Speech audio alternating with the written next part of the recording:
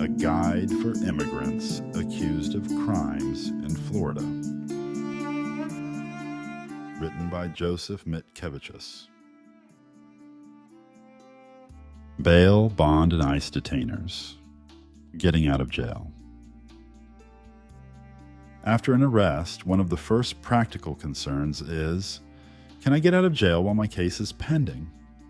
In many instances, the answer is yes, either through posting bond or being released on certain conditions. However, if you're an immigrant, there is an extra layer. Even if you pay bail, ICE might have a hold on you that prevents release. Understanding bond. At the first appearance hearing, the judge may set a bond amount, say $1,000, $5,000, etc., depending on the charge severity and your record.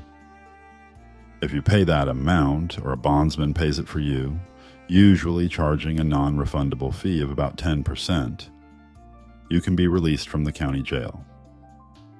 Sometimes the judge releases a person ROR, released on Own Recognizance, or on supervised release without money if the person seems low risk.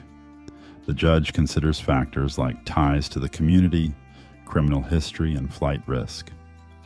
Being undocumented or having no strong ties in the area can negatively affect this. The prosecutor might argue you won't come back to court. Your lawyer can counter that you have family here, long residence, etc. If the judge denies bond for very serious crimes or violation of probation cases, etc., you have to stay in jail for now. If bond is set too high, your lawyer can later request a bond reduction hearing to lower it. ICE detainers, immigration holds. Now, even if you get a bond from the criminal judge, there's something called an ICE detainer, or ICE hold, that can keep you in custody. An ICE detainer is basically a request from ICE to the local jail asking them to hold you for up to 48 hours, excluding weekends and holidays, after your criminal release date, so ICE can come pick you up. In Florida, state law, for example SB 168 signed in 2019, requires local authorities to honor these ICE holds. This means Florida jails will hold you for ICE if ICE has flagged you. How do you know if you have an ICE hold?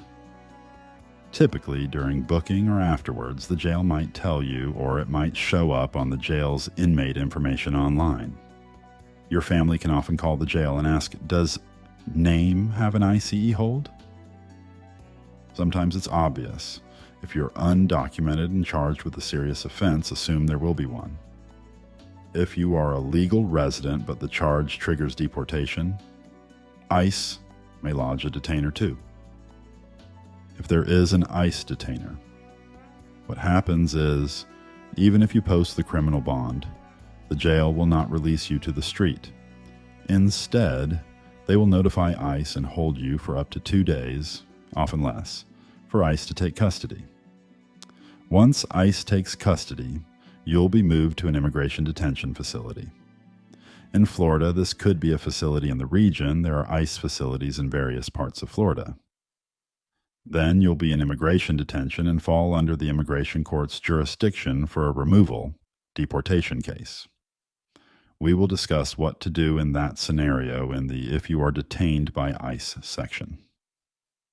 For now, note that paying criminal bond doesn't free you if ICE is waiting. Your family might pay a bond only to see you go to ICE custody, which is heartbreaking and financially costly. If there is no ICE detainer, yet, if you bond out of jail and ICE has not placed a hold, you get to go home under the conditions of your release. However, be aware ICE could still show up later. Usually, if they didn't lodge a detainer during your initial jail stay, it might mean they haven't focused on your case yet. It could also mean you have some legal status that they can't easily revoke just for an arrest. Do not assume you're completely in the clear. Stay cautious. Continue fighting your criminal case and consult an immigration lawyer about whether you should, for example, apply for any relief or prepare for any contact with ICE. Can I prevent an ICE hold or release from ICE? This is tricky. Sometimes, if you have an immigration attorney or family members alert, they might contact ICE before you post bond to request that ICE not detain you.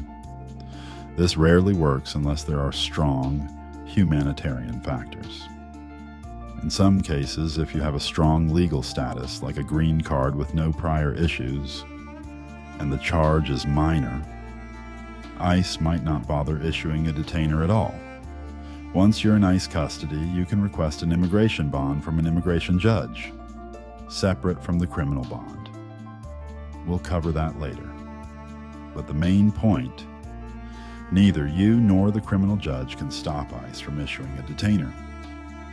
The criminal court cannot force ICE to stay away. Your criminal lawyer, however, can sometimes negotiate with the prosecutor in ways that minimize ICE's interest. For example, arrange for you to plead to a lesser offense quickly and be sentenced to time served so you leave court and maybe ICE doesn't catch on. Yet that can be dangerous if it's a deportable offense, as you'll see. Warning: if you are out on bail and not in ICE custody, that's good, because you can continue working on your defense freely. But do not flee or skip court, thinking you'll avoid ICE by hiding. Running away from your criminal case will lead to a warrant and make you a fugitive. If you're caught, you'll face more charges and no judge will trust you with bond again. Also, unresolved warrants will likely block you from any future immigration benefits and make it hard to ever legalize status. It's better to face the issue head-on with a lawyer than spend life looking over your shoulder. Family tip: if your loved one is in jail and has a high bond or no bond, consider talking to a criminal immigration specialist before posting a large amount for bond. If it's almost certain ICE will pick them up, you might save that money for the immigration bond or legal fees. On the other hand, being out of jail, even if ICE might come later, can give the person a chance to organize their affairs and talk to lawyers outside, which is valuable. It's a tough call. A lawyer's advice can help weigh the options. In some cases, attorneys may approach the prosecutor to discuss alternatives that could avoid triggering ICE. No guarantees, but it's worth exploring.